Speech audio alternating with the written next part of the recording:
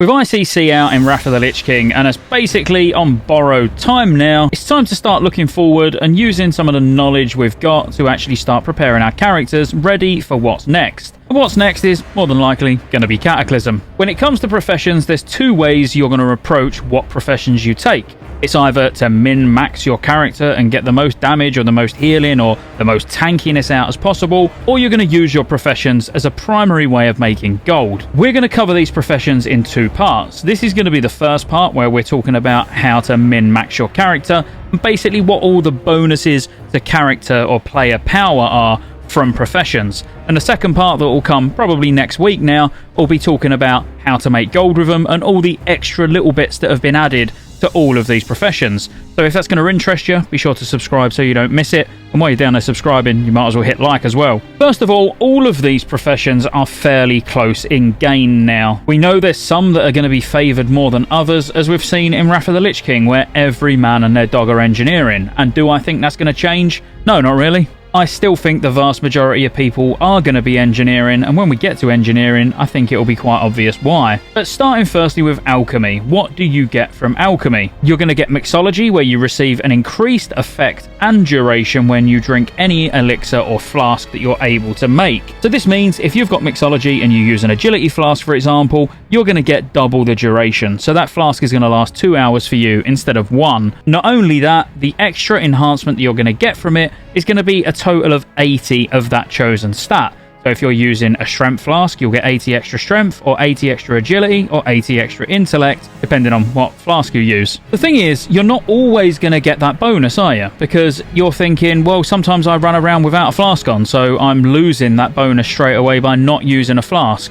Well, no, because you also get Flask of Enhancement, which is basically an unlimited use flask, which gives you that bonus that you would be missing. So it just gives you a flat 80 strength, agility, or intellect, depending on your spec. And as I say, it's unlimited use, so you've got it all the time, so you might as well have it on all the time. On top of that, I feel like it's probably worth talking about the Alchemist Stones, because early on, getting a decent trinket is going to be extremely valuable. You can get any stat that you want. Not only are you going to get the stamina, or the agility, or the intellect, or the strength, it's going to come with a socket bonus as well. But for each different one, you're also going to get another secondary stat. So for the strength one, for example, you're going to get 301 strength. You're going to get a red socket bonus, which that's good because your strength gems are red. With a 10 strength socket bonus itself, you're going to get 194 mastery, and on top of that, it also increases the health and mana restored from potions while using this stone. If you was to use the intellect one, it's all the same, but you're going to get haste instead of mastery. The stamina one's going to give you mastery as well, with a total of 380 stamina. And finally, the agility one is going to give you 301 agility with a red socket with a 10 agility bonus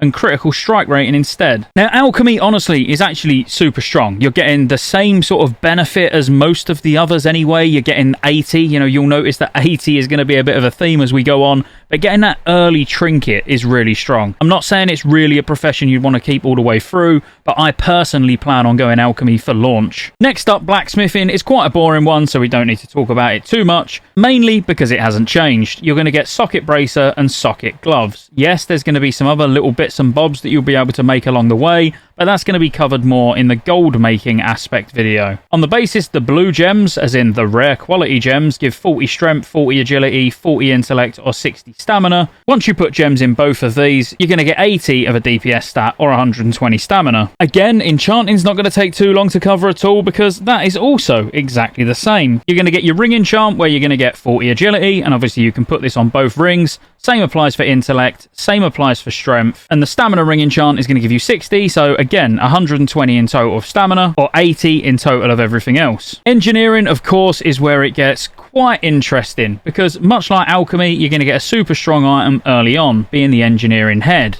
The engineering heads are interesting because you put cogwheels in them now. So on a druid, for example, making the leather agility head or the leather intellect head just comes with the same things. A meta socket, a 20 primary stat for the socket bonus, and 2 cogwheel slots. Now the cogwheels are basically 208 of any stat. So if you wanted 208 crit rating and 208 dodge, you could put those in. If you wanted 208 hit and 208 haste or whatever, just any secondary stat, you get 208 in total, and you can put 2 of them in. Now, these are not actually crafted by engineering. There's a vendor in Twilight Highlands, which you need to do a short quest chain to be able to unlock, and then you trade in certain engineering materials for these cogwheels. But yeah, they're not difficult to get, and it's nice you get that customization. You can put whatever you want in the head slot. When it comes to engineering now, you have to discover recipes. The more crafting you do, the more chance you've got of discovering these recipes. And you're going to want to keep doing this until you get all of the tinkers. Like you see there, I just got grounded plasma shield. And what grounded plasma shield does is permanently attaches grounded plasma generators to your belt,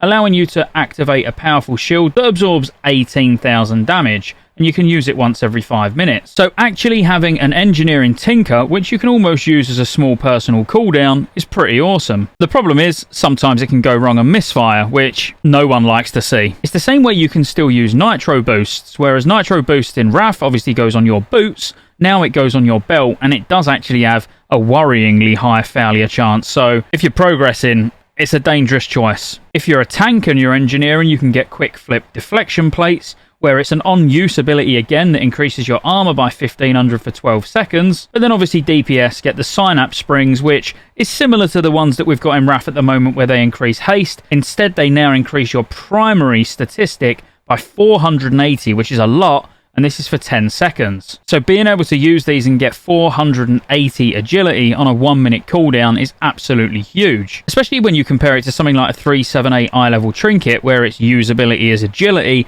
and it's 1277. So getting over a third of that just from your gloves is absolutely insane. Healers get things like Z50 Mana Gulper, where you actually benefit from getting a lot more mana from a mana potion just by having this enchant on your gloves. Tazik Shocker, where every couple of minutes you can deal 4.8k nature damage at range. And even an invisibility field, which attaches thousands of tiny mirrors to your belt, allowing you to turn invisible while out of combat. And this can be activated once every 5 minutes. There is one other thing that I've got to mention, and I was going to save it for the gold video, but Looterang is just so cool that it's got to be mentioned. You can create a Looterang and you can retrieve loot from a nearby corpse. So you just throw it and it brings the loot back with it.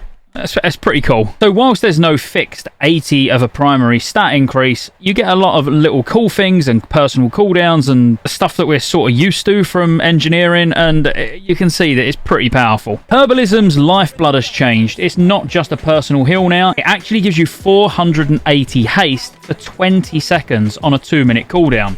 So if you're a class that benefits massively from haste, Lifeblood is awesome. It's actually a really, really solid cooldown. I'm not saying it's going to outperform something like 480 intellect, or, you know, if you was a caster, or 480 agility if you was a melee from the glove enchant, but still, that's a good amount of haste. If you're Inscription and you hate doing quest chains and dailies to be able to unlock shoulder enchants, then you can get these, and they're obviously better than the ones that you can get from Rep, and you've just got less to worry about. No, you haven't got anything to do. You can just max your Inscription, have your shoulder enchants, and then worry about reputations another day. But ultimately, they work out at being 80 again if you're using agility, strength, or intellect. And you're still going to get that 120 from the stamina enchant as well, because the epic enchants that you would get from doing the quest chain for Therazane is 50 intellect, 50 strength, 50 agility, or 75 stamina. So you get no increase on the secondary stat. The secondary stat's still exactly the same as the epic enchant, you know, versus Inscription. You're just going to get, again, 80 of each stat, or 120 stamina. Dual crafting's not changed either, where you're just going to get Chimera Eyes, which are basically the Dragon Eyes, but of Cataclysm, where you're going to get an extra 27 of each stat, and you can use 3 of these. So technically, as dual crafting, you are going to get 1 extra agility, intellect, or strength versus some of these other professions. And stamina-wise, you're actually going to get about an extra 3 stamina, but it's not huge. If you really want to get that 1 extra or 3 extra stamina, go JC. Leatherworking is actually quite interesting, and what makes it interesting for tanks is the fact that there's no new stamina enchant on bracers added in Cataclysm. So if you wanted stamina on your bracers, you're still stuck with the Wrath of the Lich King version, which gives you 40. So on the basis that the Draconic Embossments give 130 agility, 130 intellect, or 130 strength, still works out at being a gain of 80. Because you can get 50 of each of those ordinarily from enchanting. Now, on the basis the level working stamina enchant gives you 195 stamina as a bonus. This is actually working out to be 155 in total. So this is 155 versus 120 from the others that we've noticed, or 123 from JC, but on average it's been 120. So this is quite a substantial difference for a tank if you're just wanting to stack loads of stamina. So I could definitely see level working being super strong for any of our little tank friends. The one thing I forgot to mention, just going back to engineering, because it's been bugging me, and I was going to do a post edit and then put it back in, slot it back in when we was talking about engineering, but I can't be bothered. All of the engineering tinkers can be used alongside enchants. I'm sorry, I should have mentioned this before, but like you can see, I've got a 65 mastery enchant on my gloves and my tinker. So this does apply to even the cape enchant, where you can have your parachute, but you can also have an enchanting enchant as well. So whereas at the moment in Wrath you can only have a tinker or an enchant, in Cata you can have both. But anyway, swiftly moving on, mining. Quite easy one. Mining gives you 120 stamina. There is no 80 bonus to anything else. The only thing it gives you is toughness, which is 120 stamina at max rank, which, again, that just falls in line with every other stamina bonus. It's just a shame it is only stamina. Skinning's probably the least useful out of all of them because all it gives you is 80 crit rating. Don't get me wrong, 80 crit rating's lovely, but it's never going to compare to 80 of a primary stat like you could get from other professions. And finally, tailoring. Tailoring is super strong. You will get extra cloths that you can make on a cooldown, which of course are always going to have value. We'll get to the cloths that you can make in the next video, but what we're really bothered about here is the embroideries. You can get a 580 intellect proc from your cape, which lasts 15 seconds. As melee, you can get 1000 attack power. And as a healer, you can gain 580 spirit. So if you think about tailoring in combination with engineering, being able to get the 480, say, intellect, let's use a caster as an example, getting 480 intellect from your glove enchant, to then being able to get another 580 when your cloak procs, that's a lot. Both of those combined as powerful as a trinket, and then your trinkets procking at the same time. I think tailoring engineering is the way to go for many, many classes in Cataclysm. I nearly said Wrath of the Lich King. In terms of just raw damage or healing or output, like we're trying to keep this video to, outside of the cloak enchant, obviously, that's it. It's just the embroideries, but still, they are super, super strong. I won't really cover archaeology, but you can check this video out here where I do cover archaeology, so you can see items that you can get early on from doing it, because it is absolutely worthwhile. And yes, you do get character power from archaeology, so definitely go and check this video out. And like and subscribe, and there'll be plenty more Cata content coming, especially now ICC's out and we're on the home stretch of Wrath. I'll see you on the next one.